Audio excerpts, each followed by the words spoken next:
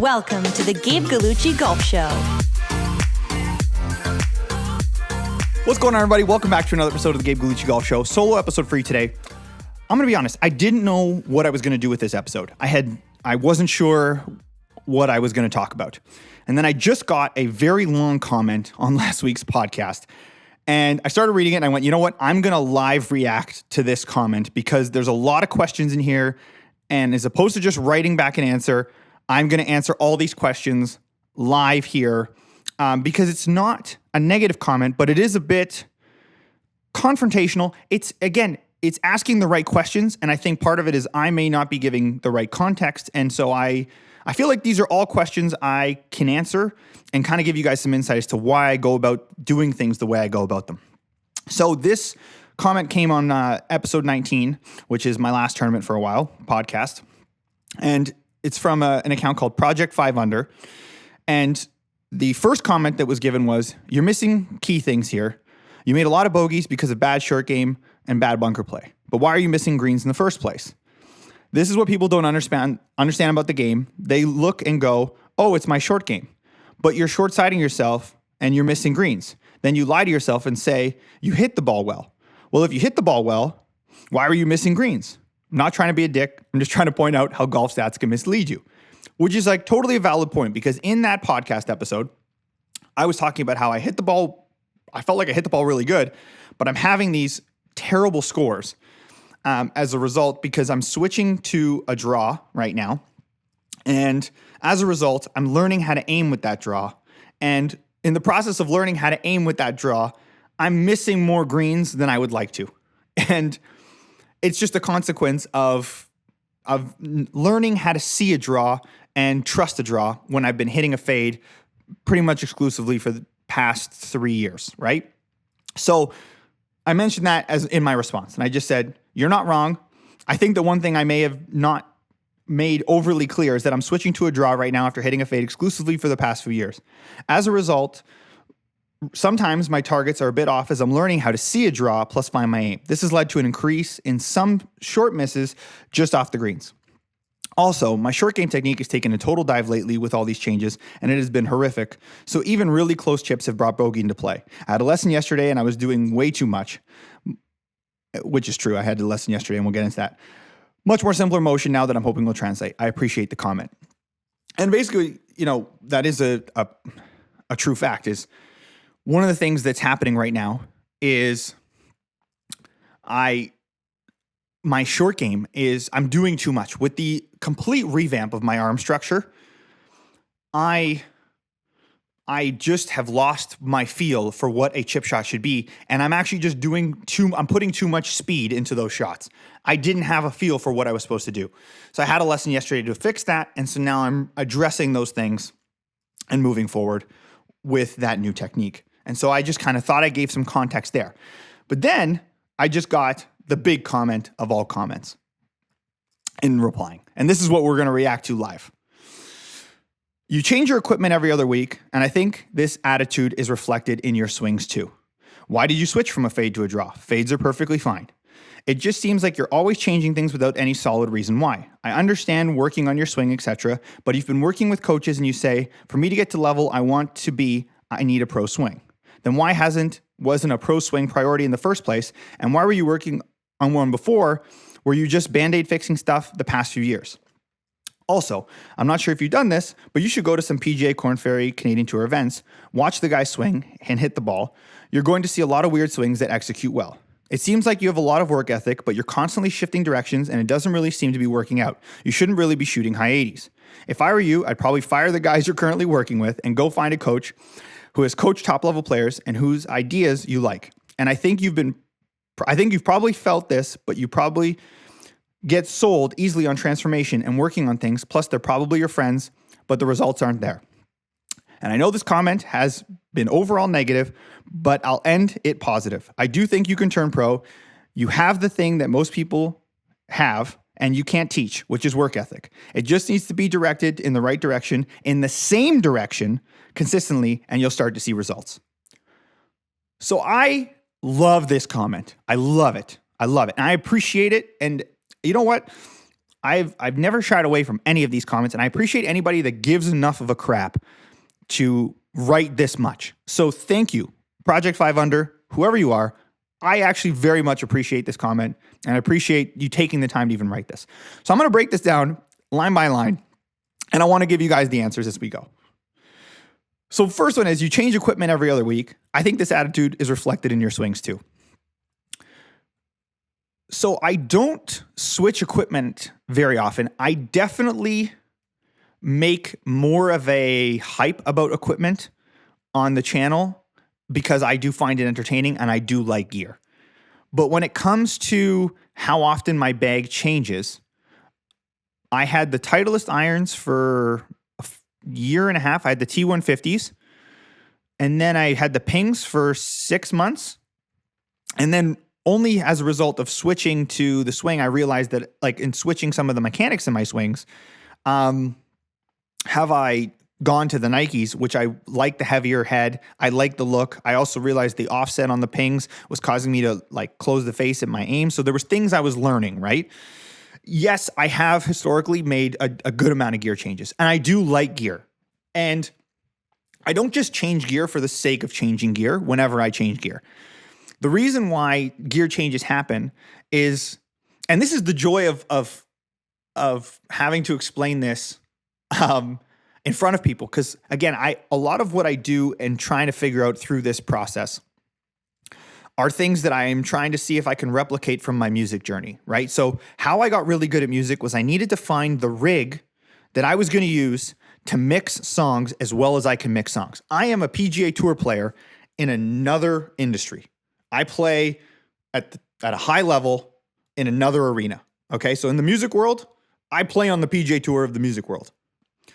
In order for me to get to that skill set and get to that level of quality, it took a lot of time and finesse of finding the right tools that worked with my style to do that.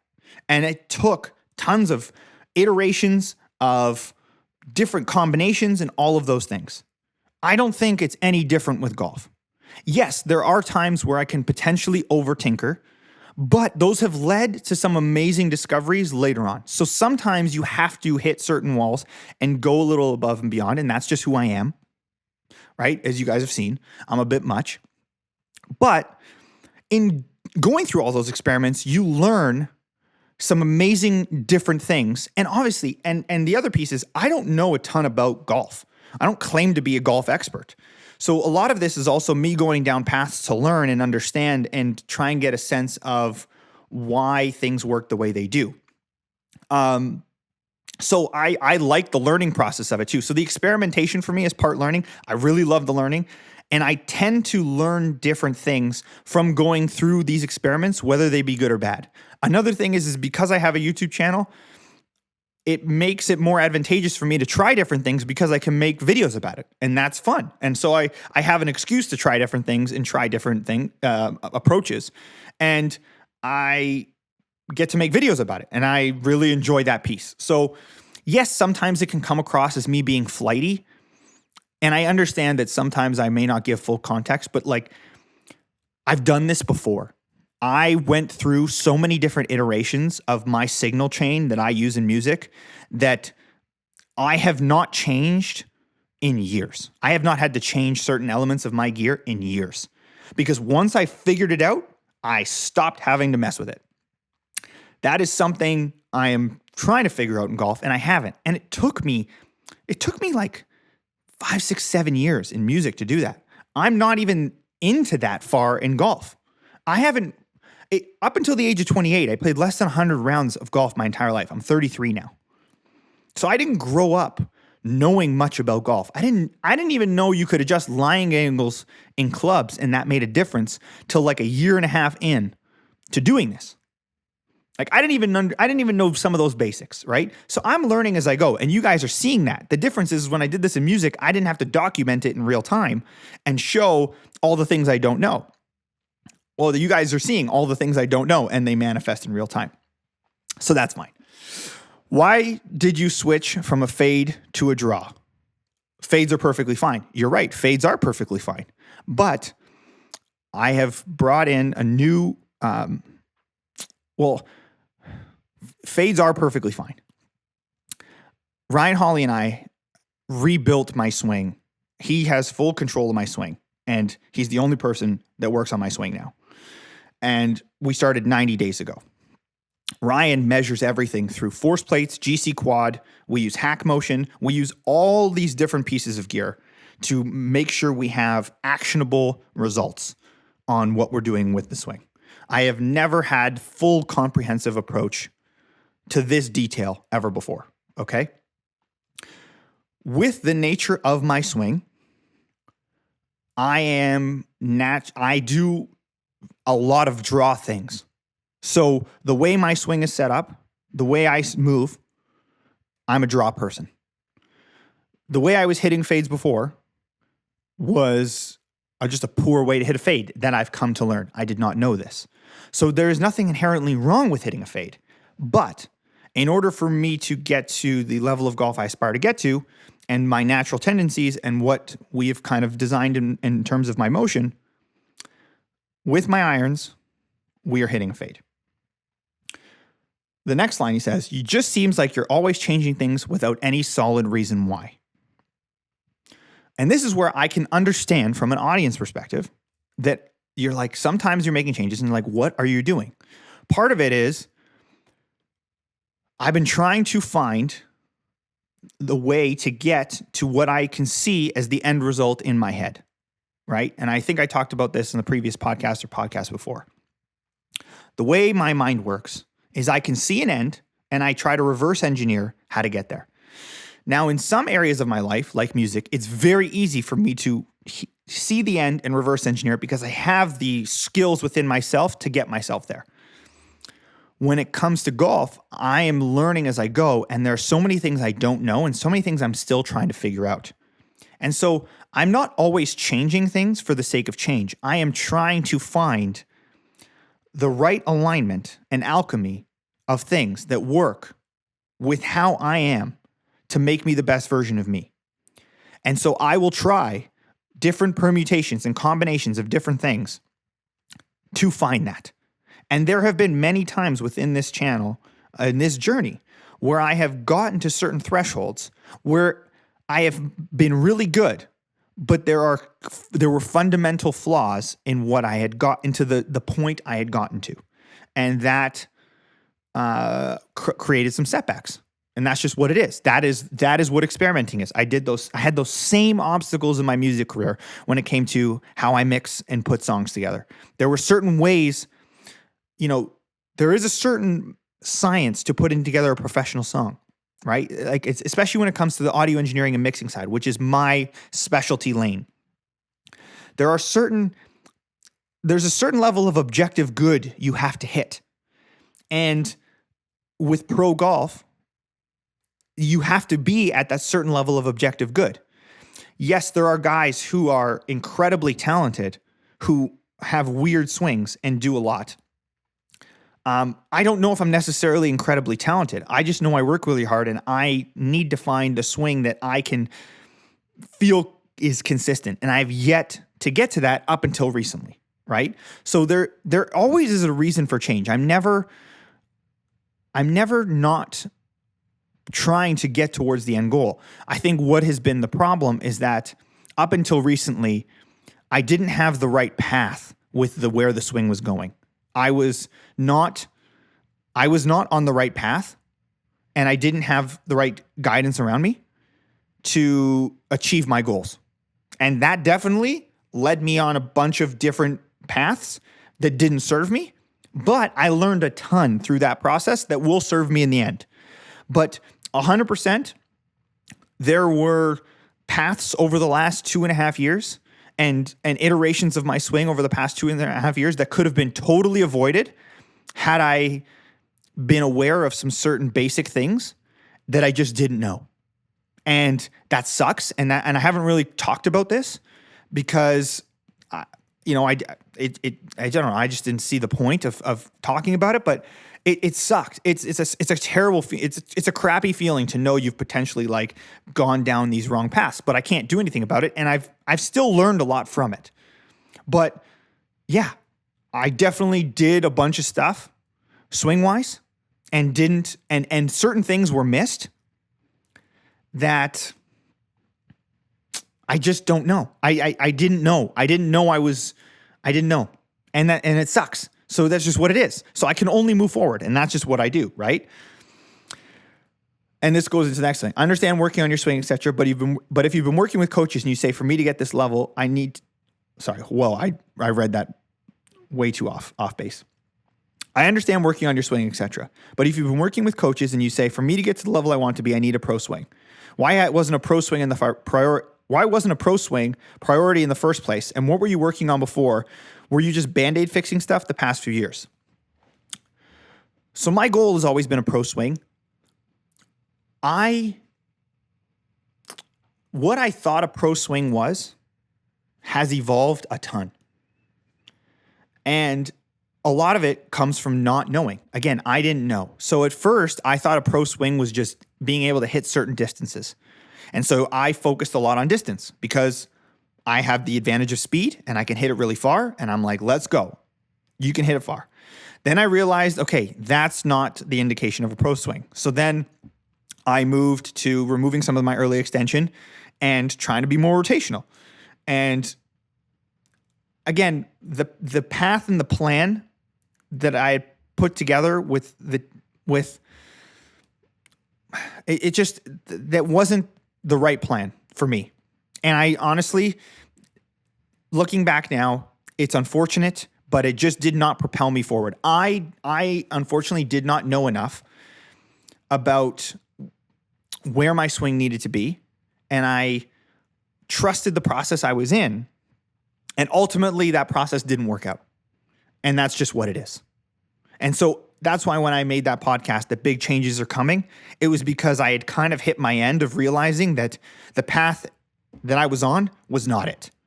And it was not going to take me where I wanted to go. And I had some kind of eureka moments that like, this isn't working.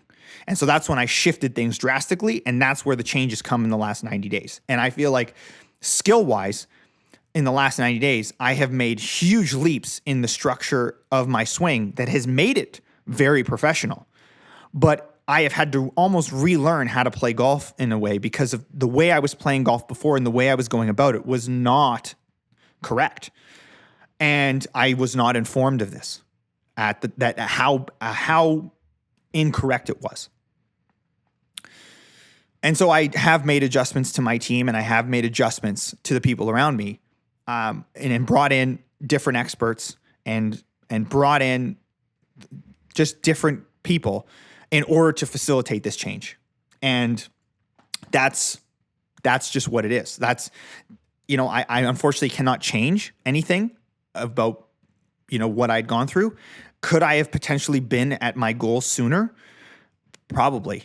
But this pro swing was always a priority. I thought the way I was going about it was the right way. I, in fact, learned it was not. And I didn't know enough to know how far away I truly was. And I thought I was getting closer. And when I would see the scores kind of creep up, and then there would be these elements, and lo and behold, honestly, it was structure, connection, and a bunch of hip work. And I was not made aware of any of these basic things that I just wasn't doing properly. And it is what it is. I can't change that. But I just keep working. And I learned a lot through that process. And that knowledge will come and serve me at a later time. And that's fine. And so that's just what it is. But just so you can get a sense of like, I don't think I was just trying to Band-Aid fix stuff. I was actively trying and working my ass off all the time to try and get to a pro swing. There were just fundamental things that were not being done that I didn't know. And it really reared itself with my wedges. And that's why I would kind of hit these walls with the wedges. And as soon as I fixed the structure and connection, now I can hit wedges again. The reason why my short game is what it is because I'm just doing too much with my body. I'm doing too much with my lower body. I'm making the motion too much. And so I just simplify it, and that's going to take care of itself. But if you look at my swings pre this swing change and this rebuild versus now, it is a different human. And I wish I could go back and do this earlier, but I can't. So I just have to move forward with what I'm doing. And so what you guys are seeing is the result of me kind of having to relearn how to play golf with a brand new motion that is not a Band-Aid on anything. And I think previously what was happening is I was getting Band-Aids put on something that was just never going to hold up, but I didn't know why. And that's also why, if you notice, there's a big change in my attitude and demeanor on this channel, because now I know what I'm doing. I know what I'm aiming towards. It's such a freeing feeling. I operated out of panic and fear for the last couple of years because I didn't know some of this information. And that's on me. And I thought I knew more than I did, and I thought I was getting the right advice and input, and that's not the case. But now I am, so we're moving forward. The next piece. I'm not sure if you've done this, but you should go to some PGA Korn Ferry Tour Canadian Tour events and watch the guys swing and hit the ball and go see a lot of the weird swings that execute well. 100%. And I do see that. And there are weird swings that execute well. My theory and my thinking, right? It's not that I'm not looking for perfection. I'm looking for reliability, right? And there is a certain caliber of player and a certain caliber of motion that makes it to a high level. And me being in the advanced age that I am relative to people that are going after this dream. And to be clear, I've never said my end goal is the PGA Tour. I just want to play in pro golf tournaments. And whether that's locally or beyond, I have no idea. But I've never said PGA Tour. But even the guys I play against, even the guys I see here, right? There are guys locally here who have played on the Canadian Tour, who have played at very high levels. I see the consistency level that they're able to operate their swings, whether idiosyncratic or not. And I have not been able to replicate that consistency yet. And that is what has always driven me. So I went and saw the PGA Tour event in Toronto 2 years ago. I saw how consistent those guys were, and I realized, okay, I don't do that. I can't do that over and over and over. I've seen the local pros here and how they hit, and I go, okay, got it. I still have too much volatility. Why do I have too much volatility? And historically, when I went to solve some of these volatility problems, I didn't know that some of the things that were causing a lot of that volatility were just really core, simple issues that just hadn't been fixed. And that's what that is. So it's not that I don't want an idiosyncratic swing or I want a weird swing or I'm looking for the perfect swing. I'm not looking for perfection. I've never looked for perfection. I'm looking for reliability and consistency as much as that is possible, because in order to achieve what I want to achieve at this stage in my life, in order to leapfrog people that have been playing competitive golf since they were single-digit age, I need something that is more reliable and I can workshop to become a machine and utilize my work ethic, because I don't believe I'm more talented. I just know I'm willing to run through walls for the things I want to do. And so I feel like that's my advantage. So I know if I can get to a point where the swing is a reliable and the motion I can trust, I can workshop that and I will put in the 10,000 reps required to make that as automatic as possible. And that's what I'm after. That's what I've always been trying to find, is that. And I just have yet to find it up until recently. It's only been till recently where I'm seeing the contact, the ball flight, and the feel of the swing that I've been searching for. And that's why you're seeing also this new sense of optimism and hope and joy out of me, is because now I'm there. It seems like you have a lot of work ethic, but you're constantly shifting directions and doesn't really seem to be working out. You shouldn't really be shooting high 80s. I agree. I should not be shooting high 80s. But what you're seeing right now is I am rebuilding and learning how to play golf with an entirely different arm structure. I threw my arms at everything for the last 3 years and didn't know that that's what I was doing. I didn't realize that there was structure and connection issues to the level that they were. I had no idea. So that's tough to relearn, because I was literally throwing my hands at everything. And being a drummer, I have really good hand-eye coordination. I've always been an athlete as a kid. So my sense of timing and my ability to throw my hands at things was very good. Now you're adding structure to all these things. It has drastically changed how the motion feels. It has drastically changed how I set up. There are so many different things. So I wasn't constantly shifting directions. I was just trying to find this level of consistency. And I think, and this ultimately goes back to the path I was on previously just wasn't putting me in that position. And I wasn't there. I wasn't making the swings that I needed to make in the direction that I needed to make them. And so that's why I made the changes, and that's why I'm making these changes, and that's why I'm documenting the fact that right now I'm scoring like crap, but I am not going to be like crap for a long time. I'm not. Like I'm going to come out of this, and it is going to be wild, and I'm excited for that. But it's just going to take time. And I had this same kind of thing in my music career. I went through these same ebbs and flows where I didn't know I was making the mistakes I was making, and it is what it is. And so then you find the right pieces, you put them together, you find your secret sauce, and you go. And when it all clicks, it clicks. And because I'm relentless. And I will figure it out. If I were you, I'd probably fire the guys that you're currently working with and go find a coach who has coached top-level players and ideas you like. I think you've probably felt this, but you probably get sold easily on transformation and working on things, plus they're probably your friends, but the results aren't there.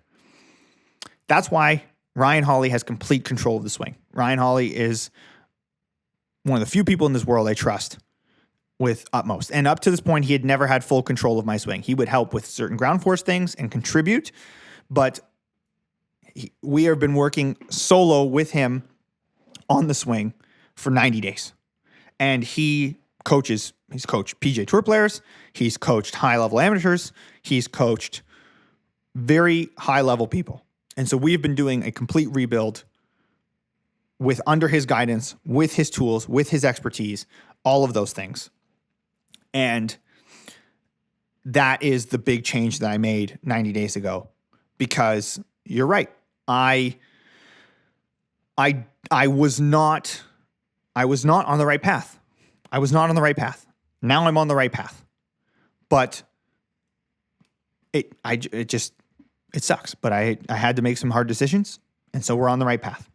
And I am happier for it because I think this was the right move for me. And again, I know the results aren't there up front, but the progress is coming. I can feel it. I am so confident now, and I don't think you guys would have seen this energy from me in any other way. So, just so you guys are aware. And I know this comment has been overall negative, but I'll end it with positive. I do think you can turn pro. You have that thing that most people have and you can't teach, which is work ethic. It just needs to be directed in the right direction, in the same direction consistently, and you'll start to see results. And that is exactly, you nailed it right there. I have the ability to run through the walls. And I agree that up to this point, I have not been able to apply it to the same things over and over to make it right. And I have applied it in ways that has not been beneficial to me. And I've gone down wrong paths, and that's just is what it is. And so that's why in the last 90 days, I feel like I have finally steered my direction of the ship down the right path. We are now headed towards the shore. We are no longer drifting out into the middle of the ocean searching. And so I appreciate this comment. I hope that this gave you guys some insight as to how I think and how I'm going about this. And maybe, as sometimes I'll make jokes about, like being flighty or all the gear changes or all these things. And that's fine. I like being entertaining and fun like that. But make no mistake, like there is a plan and there is a level of seriousness behind this that I do not take lightly. And that is why you've seen me take content breaks. That's why you've seen me prioritize the skill building and make drastic changes to my body, make drastic changes to my lifestyle. I have gone so all in.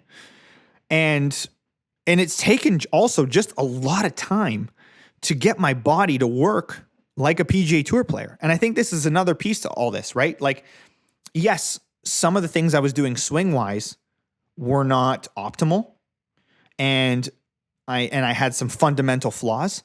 But another piece to all this is I spent from, age 18 to 28, 29, sitting for 10 to 12 hours a day in front of a studio speakers at a minimum.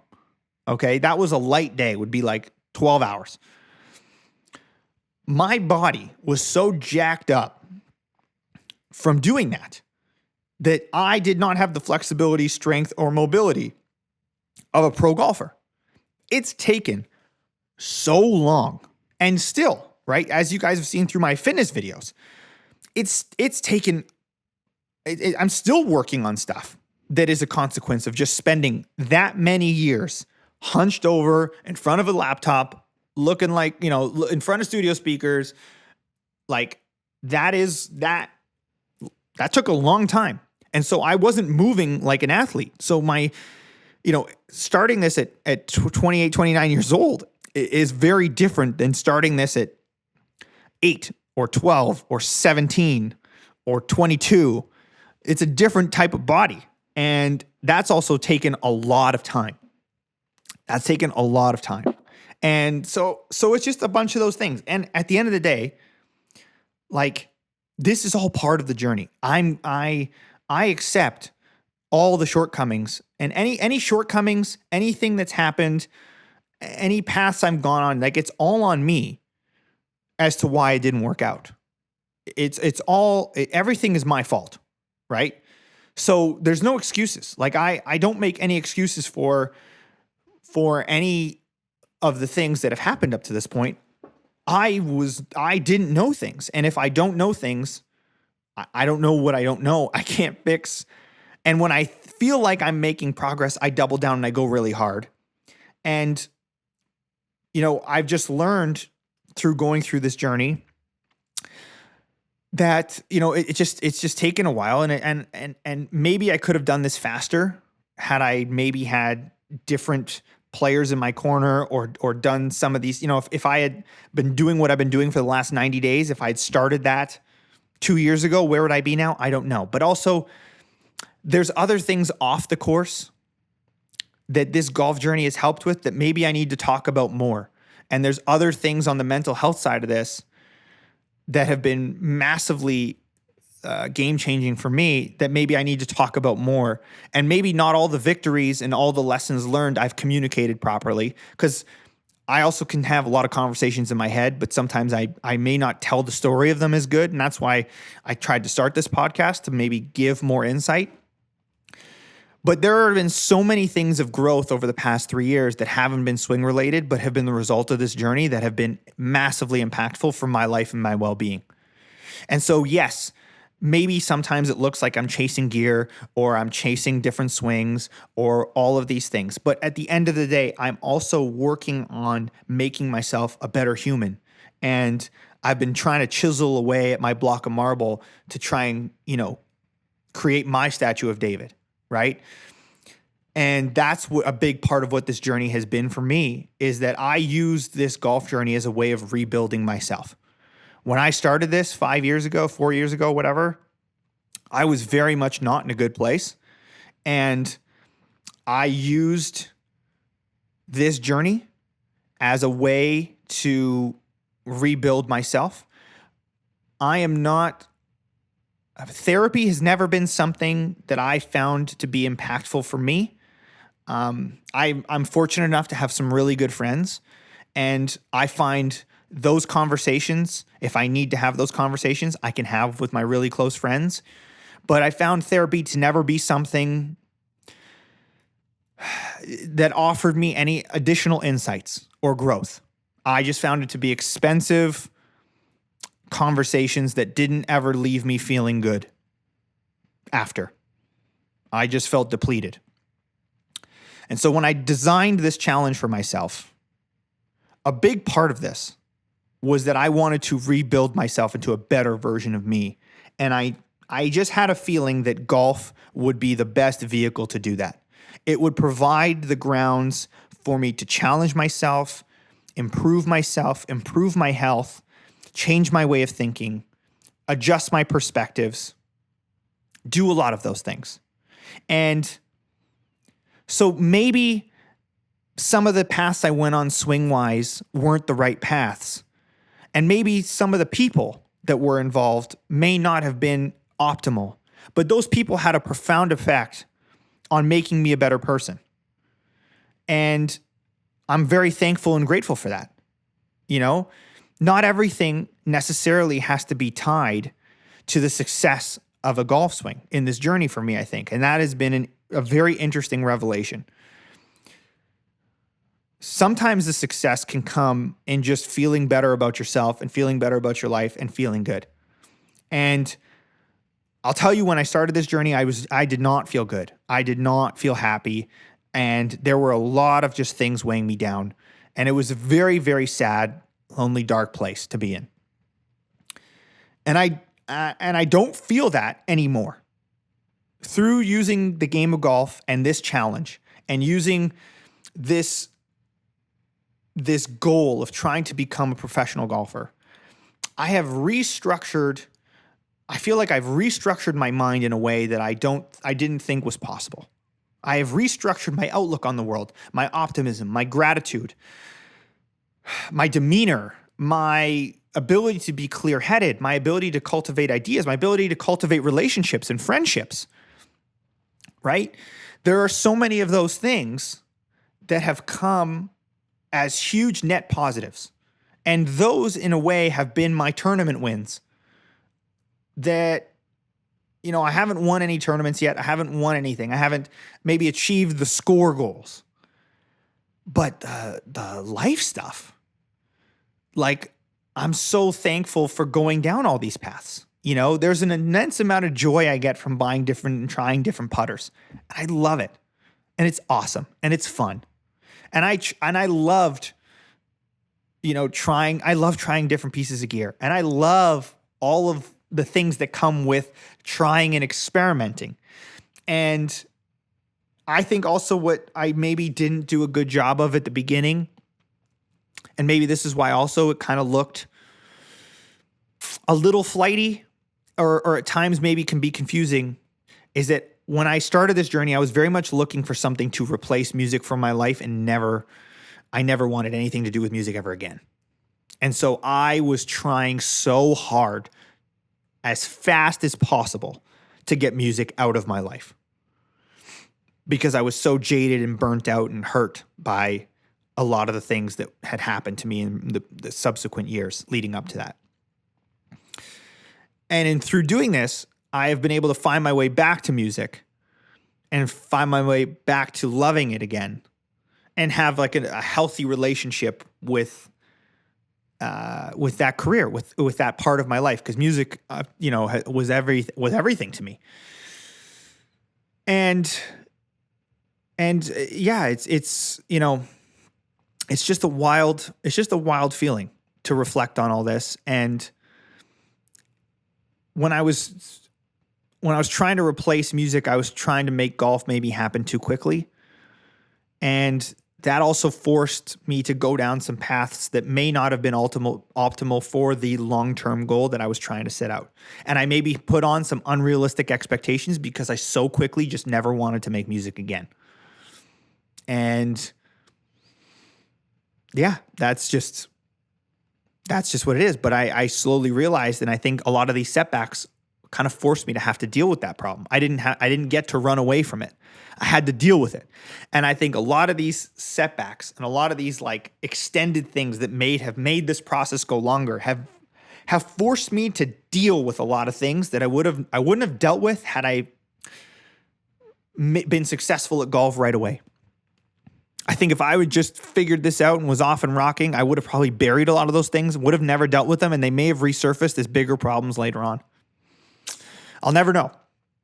But I've increasingly become very thankful for the fact that for the position I'm in now, I am very happy with the ups and downs that have come with this and the learnings that have come from each route I have taken. And I'm thankful for every single person who has ever helped me or offered a hand or any piece of advice or anything along the path of this golf journey. Because just because it didn't necessarily manifest itself into results or making me pro at the time.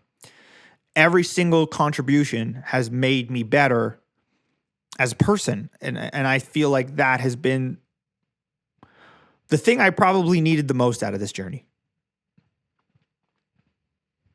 Truthfully. So hopefully this answers the question. This has been a live reaction to a comment, and I appreciate the comment. And I get this similar comments quite often, and I'm sure a lot of you probably were thinking similar things about, along the lines of what this guy said, and not everyone has voiced it, and that's totally cool. But hopefully this gives some clarity to that and to the situation and to my approach. And I'm really excited. I feel renewed. I feel good. Golf is good. And going through each part of this process has taught me a lesson that I think is going to make me, it has made me better and will continue to make me better.